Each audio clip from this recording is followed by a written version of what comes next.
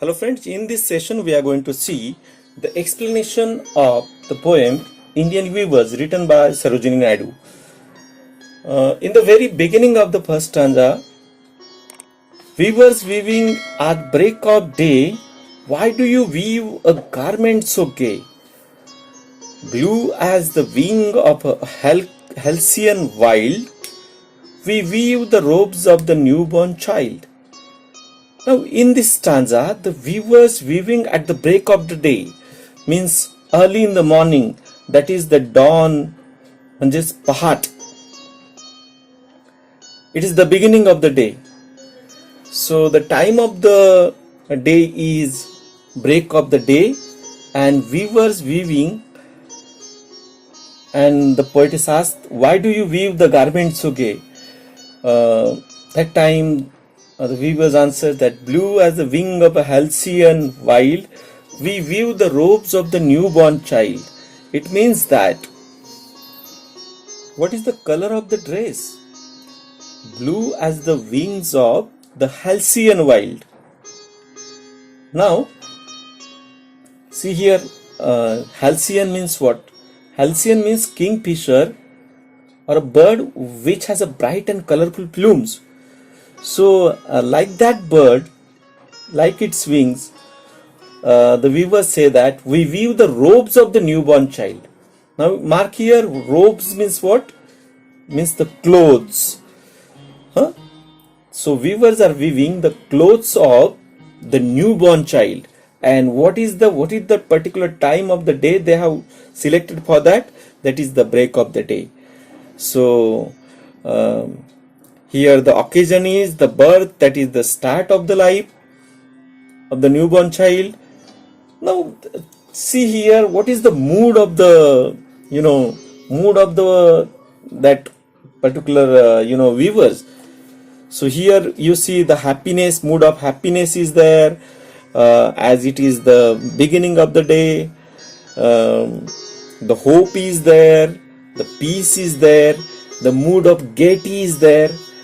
So, in that gay mood or happy mood, they are weaving the robes of the newborn child or the clothes of the newborn child.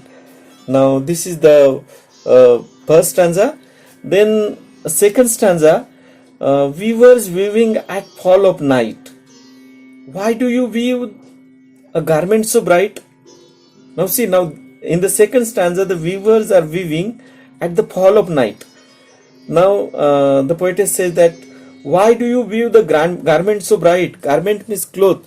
Why do you weave the clothes so bright colors? Now here see, now this stanza, the fall of night or evening. Evening is the best time of the day. That is, the beautiful evening is selected. And what kind of cloth? The garments so bright. Now, like the plumes of peacock, purple and green, we weave the marriage veil of the queen. Now, like the plumes of peacock, like the feathers of the peacock, purple and green. No, we weave the marriage veil of the queen. They are weaving the marriage veil of the queen, marriage veil of a queen. And what is the color? Purple and green, just like the plumes of the peacock. So, see here, marriage event, occasion is marriage over here. It is the best moment of the life. And again, here the mood of happiness is there. Now, third stanza, weavers weaving solemn and still. What do you weave in the moonlight chill? Now here in the third stanza, weavers are weaving solemn and still.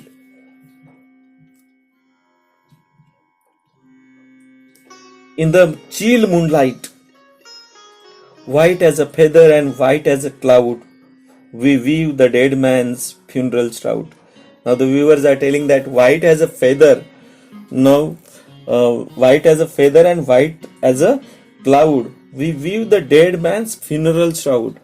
They weave the dead man's funeral shroud. Funeral shroud means, उसको जो कफन बोलते हैं हम. So, they are weaving the that funeral shroud, and it is, what is the color? It is white, just like feather and cloud. So now moonlight chill, that is the end of the day, which is selected over here for what? And funeral shroud, so death is there, end of life. Okay. And what is the mood of the poem? Mood of this stanza, that is the sadness and seriousness is there. So in the third stanza, the mood is slightly changed over here. So when you see this entire poem, we'll come to know that different stages of life compared with the different moods by the poet. You know, as earlier we have said that each stanza of the poem represents the three important events of the human life. That is the birth, means childhood, then adulthood, that is young age, means the marriage, and death, that is the old age. Now colors mentioned in the stanzas are very significant, as they indicate the moods related to the event. So moods are reflected to the colors. So color imagery is used by the poetess, especially Sarojini Naidu. She is very famous for that. She has used this imageries and blending of various figures of speech in every stanza to highlight the three different parts of the weavers weaving at break of the day. If you the sound V is repeated over here, weavers weaving, in that two words. So it is called as alliteration. The figure of speech is called as alliteration. Okay. The same way in the next line, why do you weave a garment so gay? In this line also the sound g is repeated in garment and gay. So once again the alliteration is there in this. Then see the third line, blue as the wings of a halcyon wild. Now blue as the wing of a halcyon wild. Here once again simile is there. Color of blue color is compared with the wing of the halcyon wild. So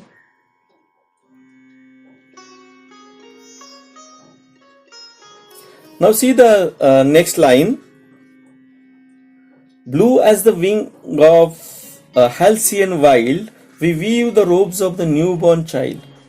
Now in this line, blue as the wings of the halcyon wild, here the words are not in correct prose order. There the word prose order is inverted, so it is called as the inversion. And then in the next stanza, weavers weaving at fall of night, once again alliteration is there in the very first line. Then like the plumes of peacock, purple and green, in this, like the plumes of peacock, we weave the marriage veil. Marriage veil is compared with the plumes of peacock. So once again the simile is there, as the marriage veil is compared with the plumes of peacock by using the word like. And peacock, purple and green, plumes of peacock, purple and green, once again the sound p is repeated, that is why alliteration is there. Weavers weaving Solomon steel, once again we'll see v sound is repeated, then Solomon steel sound s is repeated. So here once again alliteration is there. What do you weave in the moonlight chill? Here again chill moonlight, words are not in correct prose order, so inversion is there. And white as a feather and white as a cloud, we weave the dead man's funeral shroud. Once again here white as a feather and white as a cloud, here repetition is there, no doubt, but at the same time we have the comparisons over here, white as a feather and white as a cloud. Here the simile is also there. So in this poem there are three quatrains, and they are very effective one, and they are very meaningful one. In this three quatrain, we have the rhyme scheme, just like in the very first stanza the rhyme scheme is AABB. So you see the first stanza, last word is day, it rhymes with gay, so we named day as A, therefore gay also will be written as A. Then second is there wild, so it doesn't rhyme with the gay or day, therefore we'll write it as B. So then child rhymes with wild, therefore we'll write it as B. So rhyme scheme of the first stanza is AABB. Now see the rhyme scheme of the second stanza. Night, bright, green, queen. A, B, B. Then steel, chill, cloud, shroud. Once again here A, B, B. So the rhyme scheme of the poem is A, B, B. Friends, don't forget to subscribe the channel in order to get the next video updates. Thanks a lot for watching this video.